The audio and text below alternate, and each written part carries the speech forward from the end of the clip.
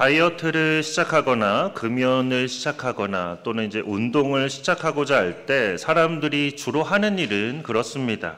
그러니까 먼저 다이어트를 시작하고자 하는 사람은 일단 냉장고에서 좀 칼로리가 나가는 그런 음식들을 다 버립니다.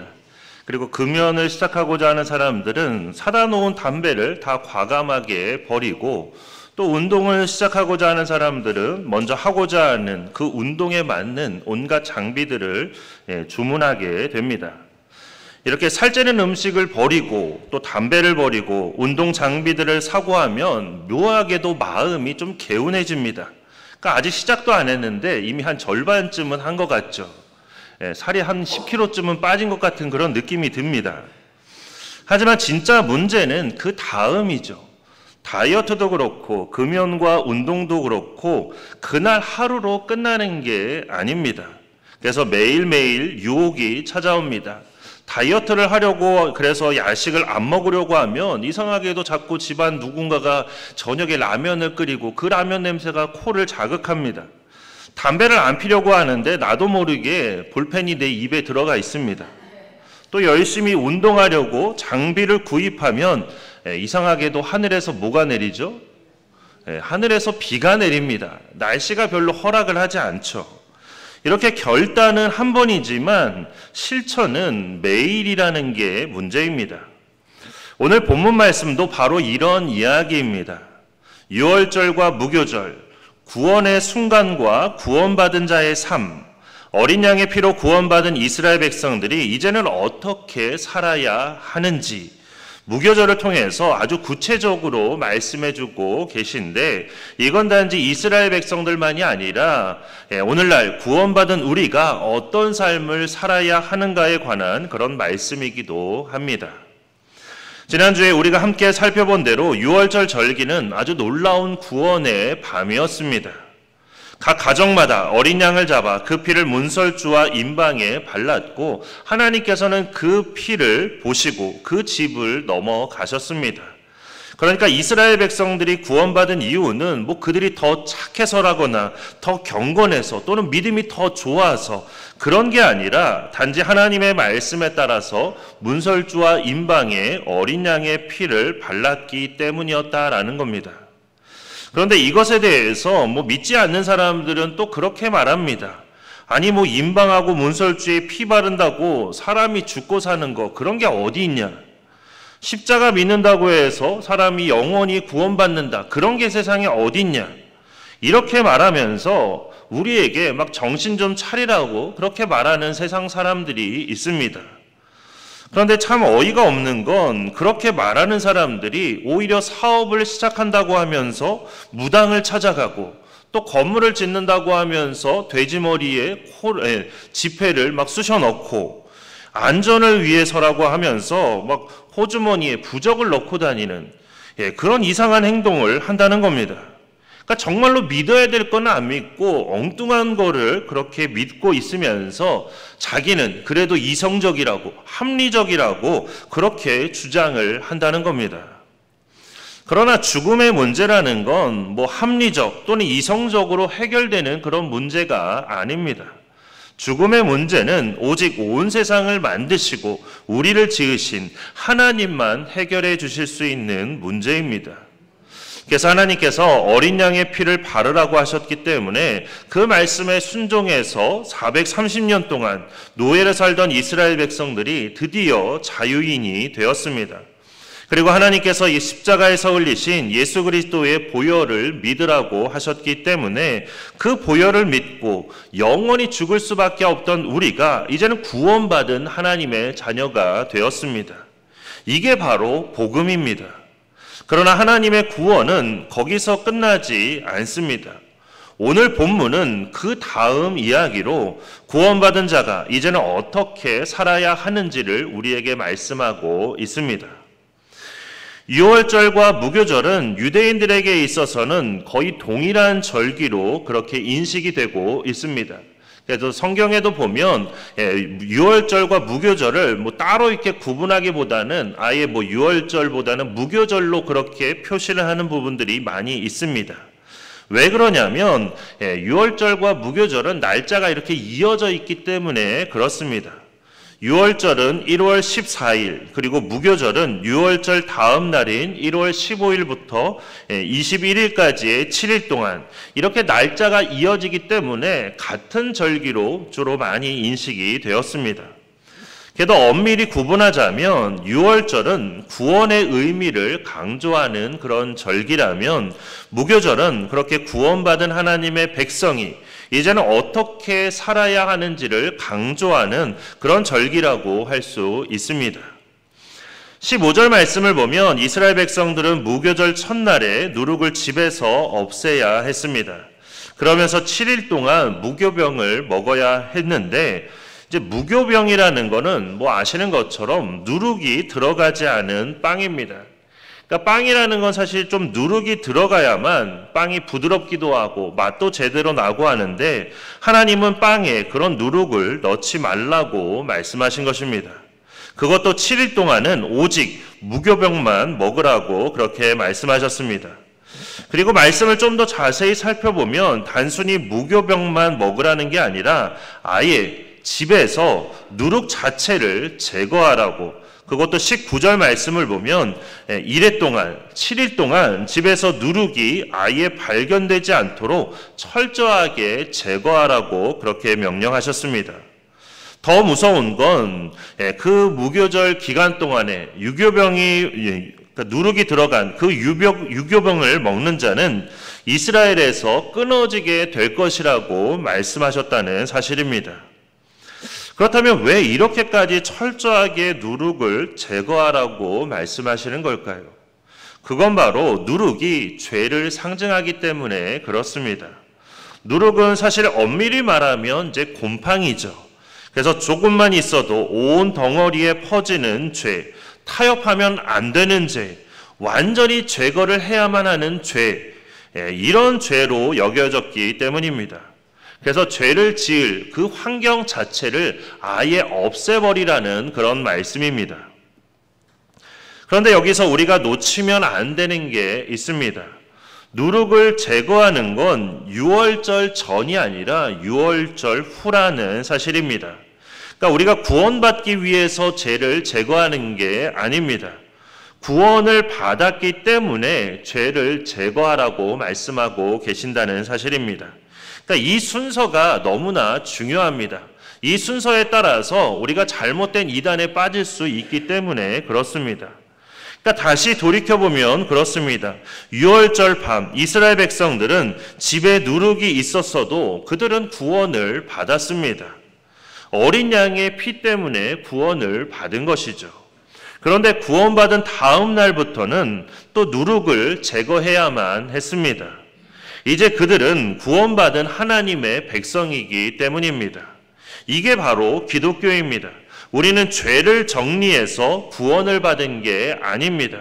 구원을 받았기 때문에 이제는 우리가 죄를 정리해야 된다고 그렇게 말씀하고 있는 것입니다. 그런데 여기서 하나님은 우리에게 철저함을 요구하고 계십니다. 제거하라, 완전히 없애버리라는 그런 말씀입니다. 나중에 버려야지 이래서는 안 된다는 겁니다. 첫날에 즉시 완전히 제거해야 합니다. 이 점이 너무나 중요합니다. 그래서 무교절은 우리에게 있어서 즉각적인 순종을 요구합니다. 왜냐하면 느린 순종은 마귀를 부르는 그런 습관이 되고 또 내 안에 있는 탐심이 나를 지배하게 만드는 그런 빌미를 제공하기 때문에 그렇습니다. 그래서 하나님은 첫날에 완전히 제거하라고 그렇게 명령하시면서 우리에게 즉각적인 순종을 요구하고 계신 것입니다.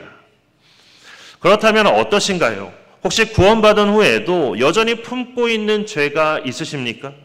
이 정도는 괜찮아 하고 타협하고 있는 죄가 있으십니까?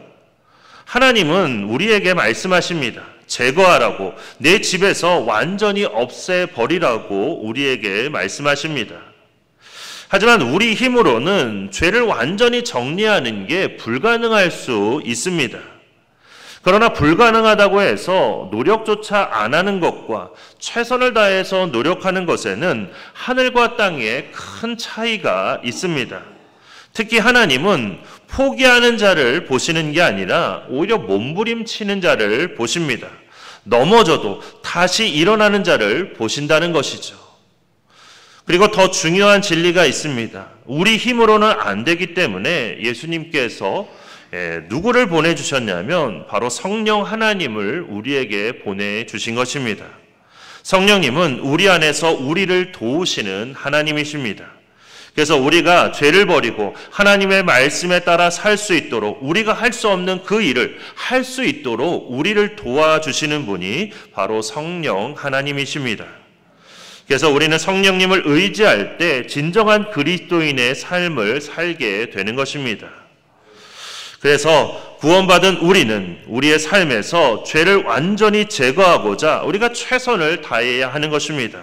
과감하게, 철저하게, 타협 없이, 게다가 우리는 혼자가 아닙니다. 우리 안에 성령 하나님이 함께 계십니다.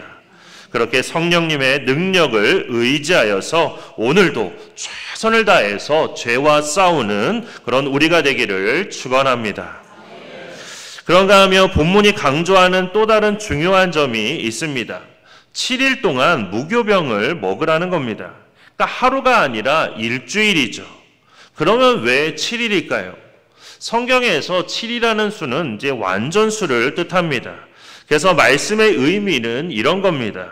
하루 이틀 경건한 척하지 말고 지속적으로 경건한 삶을 살아라. 계속해서 거룩한 삶을 살아라. 그러니까 우리에게 이렇게 말씀하고 있는 것입니다.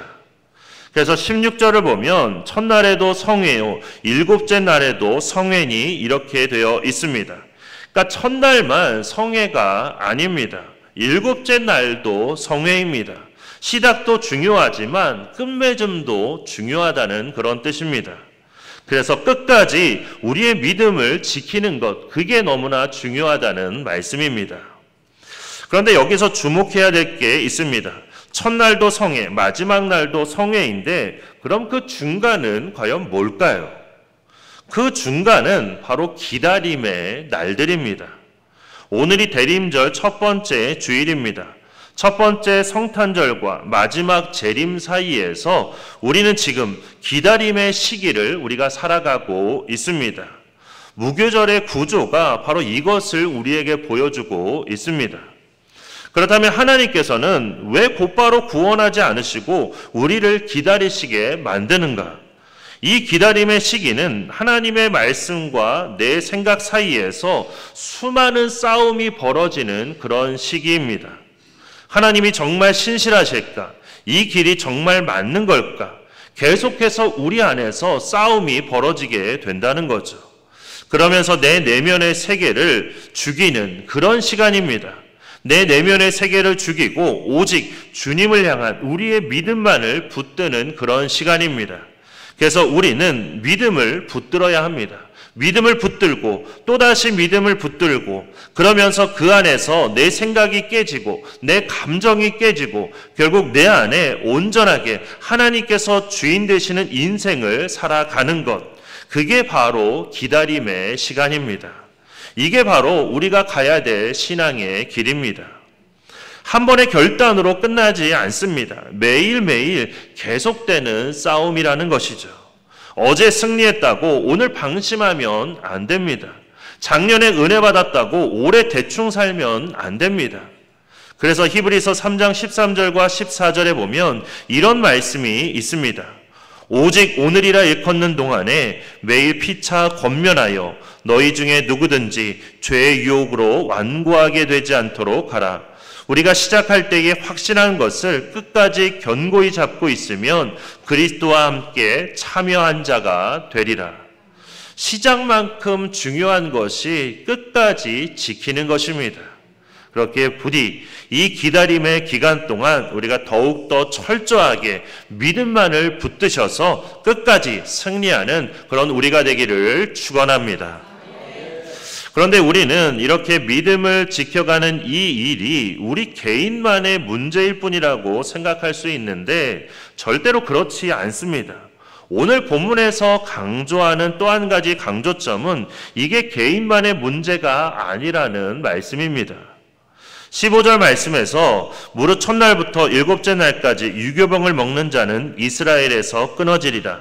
이 말씀과 19절의 말씀, 무릇 유교물을 먹는 자는 타국인이든지 본국인이든지 본국에서 난 자든지를 막론하고 이스라엘 회중에서 끊어지리니. 그러니까 이 말씀들은 바로 죄의 문제가 단지 개인만의 문제가 아니라 공동체 전체의 문제임을 말씀하고 있는 것입니다. 적은 누룩이 온 덩어리에 퍼진다는 말씀처럼 한 사람의 죄가 공동체 전체에 영향을 미칠 수 있습니다. 그러니까 한 사람이 이 정도는 괜찮아 하면서 타협을 하게 되면 다른 사람들도 그 사람도 하는데 나도 괜찮겠지 이러면서 결국 따라하게 됩니다. 결국 죄의 문제는 다른 사람에게 영향을 주면서 공동체 전체의 문제가 될 수밖에 없다는 그런 뜻입니다. 17절을 보면 하나님께서 무교절을 지키라고 말씀하시면서 뭐라고 말씀하시냐면 내가 너희 군대를 애굽 땅에서 인도하여 내었음이니라. 이렇게 이스라엘 백성들을 향해서 하나님의 군대라고 그렇게 말씀하십니다.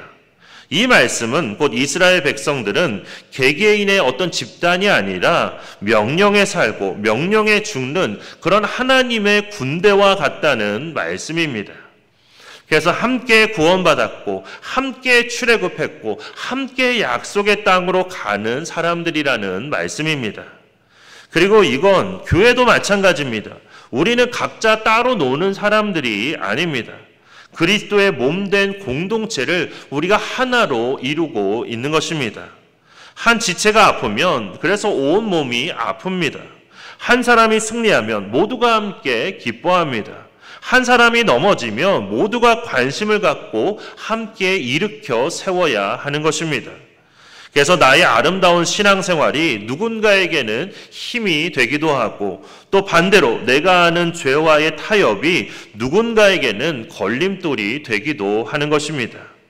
이처럼 우리는 혼자가 아니라 함께 가는 공동체라는 그런 사실을 우리가 기억하면서 무엇을 하든지 제발 나는 안 해도 되겠지, 나는 빠져도 되겠지 이렇게 생각하는 게 아니라 공동체를 위해서 내가 먼저 해야지, 나도 해야지 이런 생각과 행동을 하게 되는 우리 샘교회 모든 성도님들이 되시기를 주님의 이름으로 축원합니다. 유교절도 그렇고 무교절도 그렇고 둘 다 매년마다 지켜야 하는 그런 절기들입니다. 그래서 본문 17절 후반부에도 보면 영원한 규례로 삼아 대대로 이 날을 지킬지니라 이렇게 기록되어 있습니다. 그렇다면 왜 매년 무교절을 지켜야 하는 걸까요? 그건 바로 기억하기 위해서입니다. 그러니까 이스라엘의 모든 절기들은 기억하기 위해서 절기들을 지키는 겁니다. 우리는 뭔가를 잘 잊어버리는 그런 존재들입니다. 그래서 그렇죠. 막 손에 핸드폰 들고 있으면서도 내 핸드폰 어디다 놓고 왔지? 그러면서 찾고 돌아다니는 게 바로 우리의 모습입니다. 요즘에 또 감기 때문에 감기약을 먹는데 점심을 먹고 나서 내가 감기약을 먹었나 안 먹었나 자꾸 이것 때문에 혼란스러워하는 게 바로 우리들입니다. 근데 이건 일상생활만이 아니라 은혜도 마찬가지입니다. 지난 주일에 받은 은혜도 한 주가 지나면 다 까먹습니다. 심지어 어제 받은 은혜도 까먹는 게 우리들입니다. 그러니까 먹을 게 없으니까 그런 것까지 다 먹는 거죠. 그래서 하나님은 우리에게 말씀하십니다. 기억하라. 내가 어떻게 구원받았는지를 기억하라. 내가 누구인지를 기억하라. 무교절은 바로 그 사건을 기억하는 절기입니다. 이스라엘 백성들은 430년 동안 애굽에서 노예로 살았습니다. 벽돌 만들고 학대받고 울부짖으며 살았습니다. 그런데 유월절 어린 양의 피로 구원을 받았습니다. 그리고 애굽을 떠나 드디어 자유인이 되었습니다. 무교절은 바로 그 사건을 기억하는 절기입니다. 너희는 노예였다. 그러나 이제는 자유인이다. 왜냐? 하나님께서 너희를 구원하셨기 때문이다. 그러므로 이제는 노예처럼 살지 말고 자유인답게 살아라. 애굽의 누룩을 버리고 이제는 새로운 삶을 살아라. 하나님의 영광을 위해 살아라. 하나님께서는 이스라엘 백성들이 이러한 사실을 잊지 않고 늘 되새기기를 원하셨기 때문에, 그래서 정말로 하나님의 백성답게 살기를 원하셨기 때문에 그렇게 무교절을 계속해서 지키라고 명령하신 것입니다. 그리고 이건 우리도 마찬가지입니다. 우리는 모두 다 죄의 노예였습니다. 욕심의 노예, 분노의 노예, 교만의 노예, 음란의 노예였습니다. 그런데 예수 그리스도의 십자가 보혈로 우리가 구원을 받았습니다. 그래서 이제 우리는 더 이상 죄의 노예가 아니라 이제는 우리는 자유인입니다. 더 이상 죄의 종이 아니라 이제는 의의 종이 되었습니다. 하나님의 자녀가 된 것입니다. 그렇다면 우리의 삶이 이전과는 마땅히 달라져야 하지 않을까요?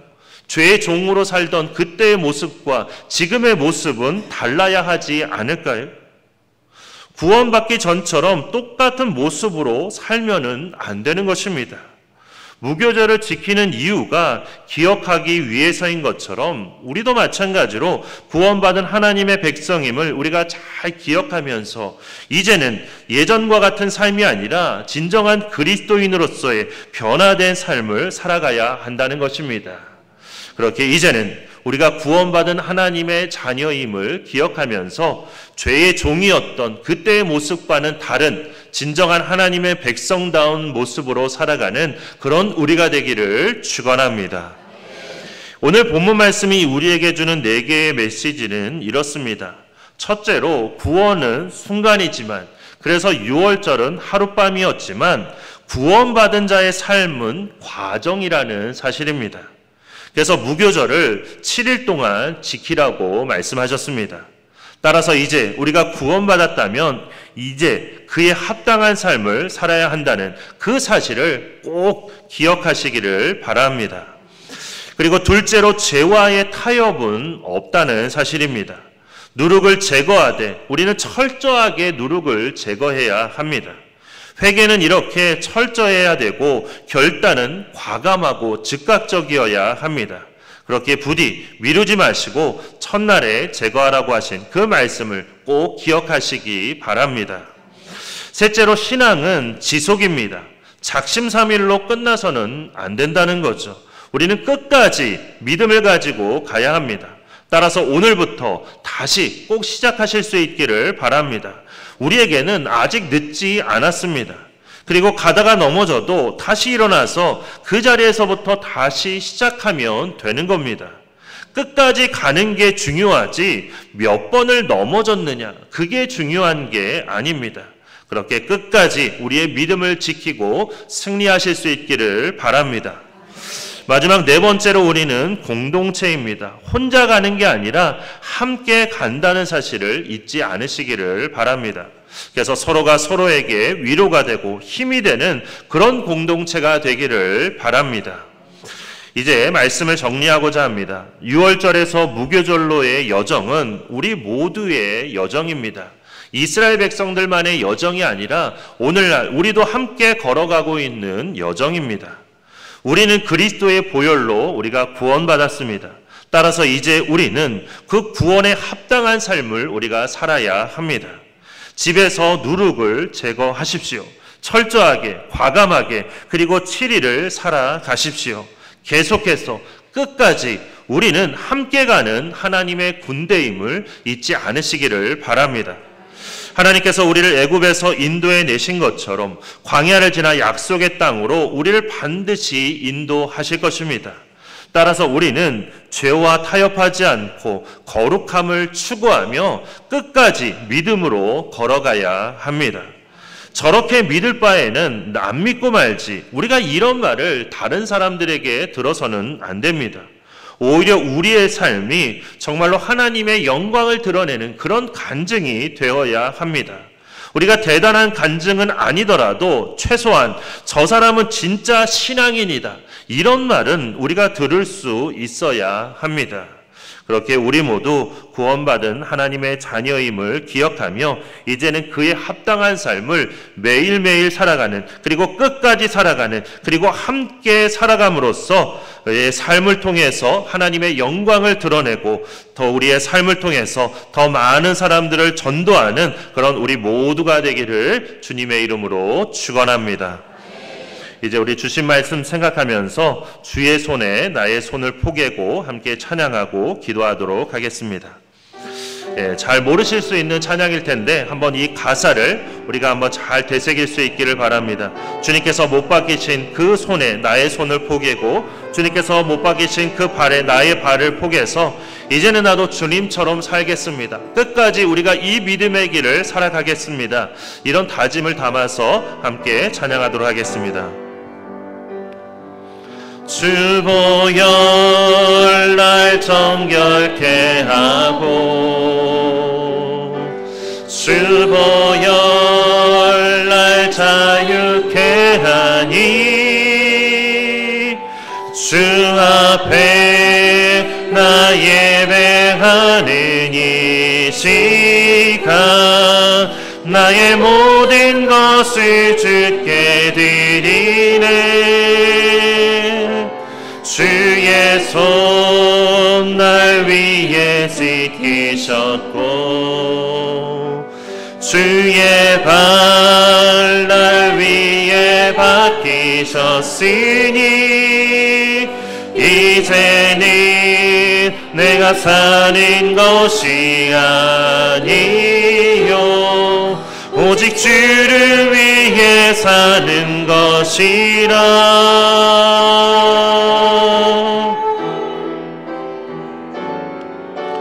주의 손에 나의 손을 포개고 또 주의 발에 나의 발을 포개요 나 주와 함께 죽고 또 주와 함께 살리라 영원토록 주 위에 살리라. 주의 손에 나의 손을 포개고 또 주의 발에 나의 발을 포개요